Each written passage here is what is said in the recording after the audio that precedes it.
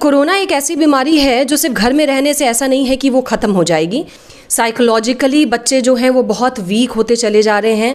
नमस्कार, आदाब। मैं शबिस्ता मलिक एक बार फिर से आप सभी का स्वागत करती हूँ टुडे नाउ न्यूज़ में।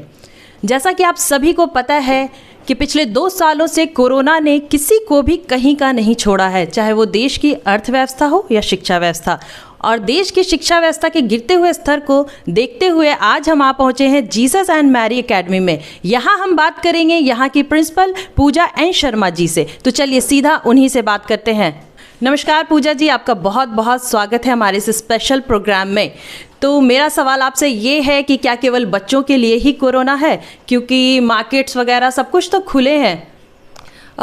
हम लोगों के लिए भी, क्योंकि हम लोग शिक्षा विभाग से सारी चीज़ों से जुड़े हुए हैं, ये हमारे लिए भी एक ताज्जुब की बात हो जाती है कि ऐसा क्यों है कि सिर्फ बच्चों के लिए ही कोरोना को माना जाता है।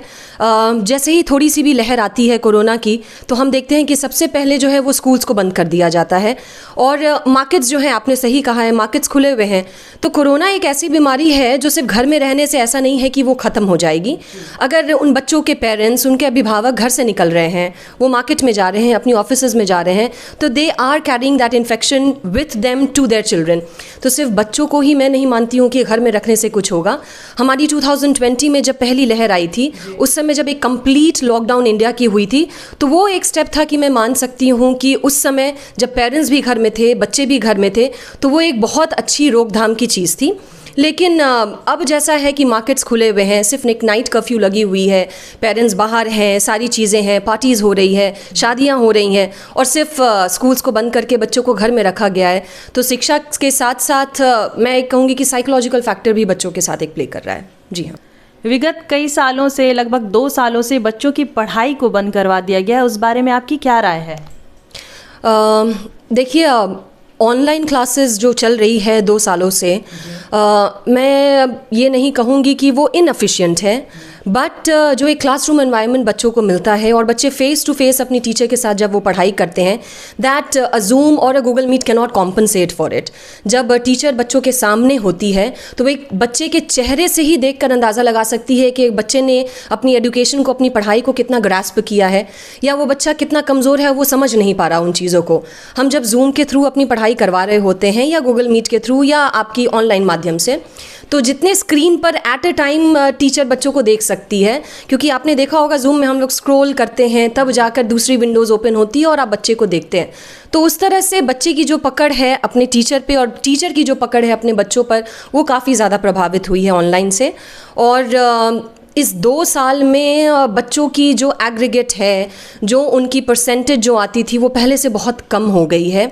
और बहुत सारे बच्चे जो हैं वो अब ऑनलाइन से इतने डिसइंटरेस्टेड हो चुके हैं कि जब ऑनलाइन की क्लासेस टीचर शेड्यूल करते हैं, तो बहुत सारे बच्चे, इनफैक्ट उनके पेरेंट्स भी जो हैं वो बच्चों को ही कहते हैं कि बेटा उसमें तो आपको बहुत ज़्यादा कुछ समझ में नहीं आता, तो आप मत करिए ऑनलाइन की क्लासेस।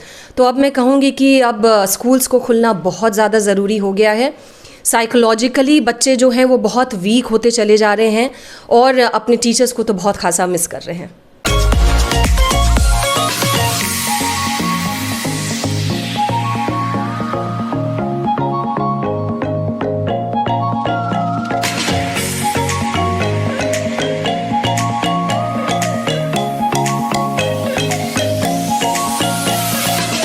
पूजा जी, ऑनलाइन और ऑफलाइन क्लासेस में बच्चों का कहाँ तक विकास हो पा रहा है? वो किस तरह से सही ढंग से पढ़ाई कर पा रहे हैं या नहीं कर पा रहे हैं?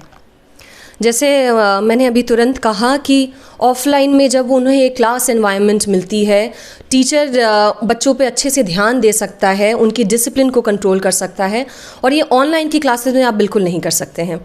आप देखेंगे कि बच्चा जब क्लासेस कर रहा है ऑनलाइन, तो पीछे पेरेंट्स अपनी जो काम में लगे हुए हैं, तो बच्चे का ध्यान, कंसंट्रेशन जो है वो भी भटकता रहता है। और ख़ासा मैं देख रही हूँ आजकल जो कंप्लेंट्स पेरेंट्स की आ रही है।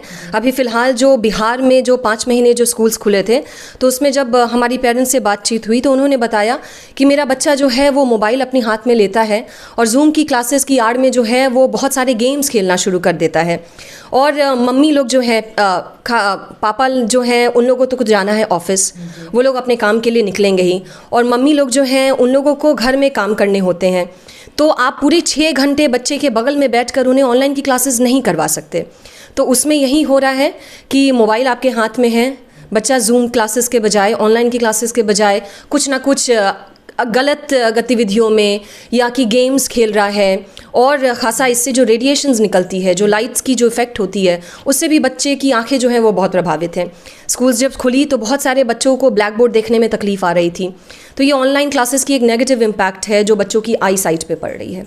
प्राइवेट स्कूल्स के टीचर्स की माने तो कम तनख्वाह मिल रही है, जबकि ऑनलाइन क्लासेस में मेहनत भी ज़्यादा है और प्रेशर भी ज़्यादा है। तो इस बारे में आपका क्या कुछ कहना है? जब बंद हुआ था कोरोना की वजह से, सेंट्रल लॉकडाउन हुई थी, और अब तो सेकेंड वेव में मैं देख रही हूँ कि स्टेट लॉकडाउन हो रही है। सारे राज्य अपनी अपनी अनुसार अपनी कोरोना स्टेटस को लेकर बंदी करते हैं। तो एक पेरेंट्स की एक मेंटालिटी बन गई है कि वो बहुत महीनों तक वो देखते हैं कि खुलेगी स्कूल या नहीं खुलेगी, और उसकी वजह से बहुत सारे स्कूल्स जो हैं वो आर्थिक तंगी से गुजर रहे हैं। और इसी कारणवश जो है कि बहुत सारे प्राइवेट स्कूल्स को अपनी टीचर्स की सैलरी को कट करना पड़ रहा है।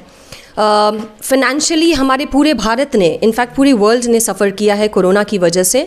तो उसी आर्थिक तंगी की वजह से हमारे टीचर्स जो हैं प्राइवेट स्कूल्स के, उनकी जब सैलरी कट हुई है तो उनको अपने परिवार के भरण पोषण में बहुत तकलीफ़ आई है।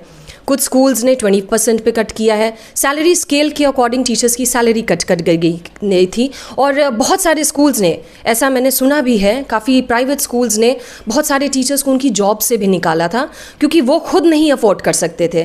फीस अगर आएगी नहीं तो टीचर्स को सैलरी नहीं मिल पाएगी।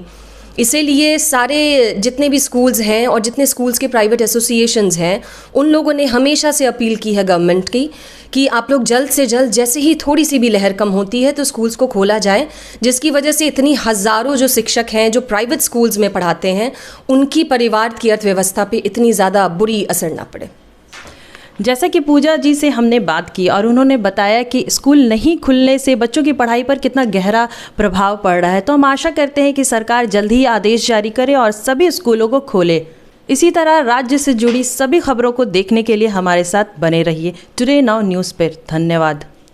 अगर आप हमारी इस वीडियो को फेसबुक पर देख रहे हैं तो हमारे फेसबुक पेज को लाइक करना ना भूलें, और अगर आप हमारी इस वीडियो को यूट्यूब पर देख रहे हैं तो हमारे यूट्यूब चैनल को लाइक और सब्सक्राइब करना ना भूलें। धन्यवाद।